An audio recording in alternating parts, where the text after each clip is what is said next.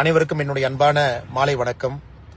இடுவாய் கிராமம் சின்னக்காளிபாளையத்தில் பெரும் திரளாக சேர்ந்திருக்கக்கூடிய எல்லா பெரியோர்கள், தாய்மார்கள், சகோதர சகோதரிகள், இளைஞர் படை எல்லோருக்கும் என்னுடைய வணக்கத்தை தெரிவித்துக் கொள்கின்றேன். முதல்ல மன்னிப்பையும் கோரிக்கொள்கின்றேன். என்று உங்களோடு இருக்க வேண்டும் என்கின்ற பெரிய ஆசை, உங்களோடு சேர்ந்து போராட வேண்டும் என்கின்ற பெரிய ஆசை.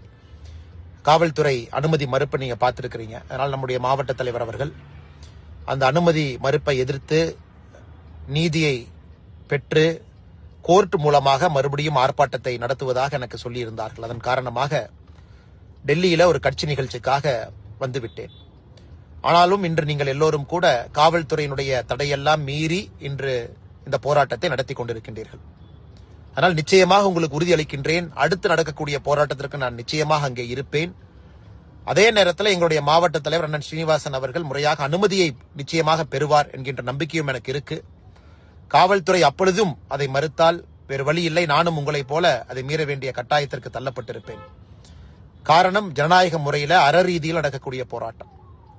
எந்த விதத்திலும் கூட இந்த ஊர் பகுதியில திருப்பூர் மாநகராட்சியினுடைய குப்பை கழிவுகளை கொண்டு வந்து கொட்டுவதற்கு யாருக்குமே இங்க அதிகாரம் இல்லை. இருந்தும் திருப்பூர்ல வரக்கூடிய குப்பை கழிவுகள் எல்லாம் கூட அங்கேயே திட்ட மேலாண்மையாக அதை வரைமுறைப்படுத்துவதற்காக கிட்டத்தட்ட 28 MCC இருக்கு. எதுவுமே நடைமுறைப்படுத்தல.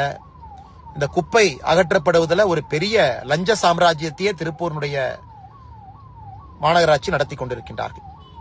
இன்னைக்கு அதை பேச்சு மூச்சு இல்லாம சத்தம் போடாம அதை நைசா கொண்டு வந்து சின்னக்காளிபாளையத்தில் கிட்டத்தட்ட ஒரு 6-7 கிராம பொதுமக்களுக்கு தொந்தரவு கொடுக்கும் விதமாக அராஜகத்தோடு இதை கொட்டியே தீர்வோம் என்று ஆர்ப்பாட்டம் செய்து கொண்டிருக்கின்றார்கள் அவர்கள். அதை எதிர்த்து ஜனநாயக ரீதியில நாம் ஆர்ப்பாட்டம் செய்து கொண்டிருக்கின்றோம். அதனால் கவலையை விடுங்க, உங்களோட எப்பொழுதும் நாங்கள் இருப்போம். அப்படி அவங்க குப்பையை கொட்ட முடியாது. காரணம், PAP வாய்க்கால் ஒரு பக்கம் போகுது, குப்பை எங்கே கொட்டுவோம் என்று சொல்கின்றாங்களோ இப்பதான் அதுக்கு பக்கத்துல 1500 ஏழை எளிய மக்களுக்கான வீட்டு வசதி இப்பதான் வந்திருக்கு. அவர்களுக்கு பிரச்சனை. இளைஞர்கள் இதை இப்பதான் விளையாட்டு மைதானமாக பயன்படுத்தி கொண்டிருக்கின்றார்கள், அவர்களுக்கு பிரச்சனை. இங்க மூங்கில் பூங்கா இருக்கு, அறிவியல் பூங்கா இருக்கு, எல்லோருக்குமே பிரச்சனை ஏற்படுத்தக்கூடிய இடமாக தேர்வு செய்யறாங்க. அதுவும் இந்த இடமே மாநகராட்சியினுடைய பெயர்ல கூட இல்லை. அதனால் நிச்சயமாக உங்களுடைய போராட்டத்தில் நான் உணவுபூர்வமாக இருக்கின்றேன் என்று சொல்லி இந்த நிகழ்ச்சியில நம்முடைய பாரதிய ஜனதா கட்சி சார்பாக நம்முடைய தலைவர்கள், பொதுச் செயலாளர் AP முருகானந்தம் அவர்கள், அண்ணன் CP சுப்பிரமணியம், அவங்களுடைய சொந்த ஊர் அண்ணன் அங்க இருக்கிறாங்க.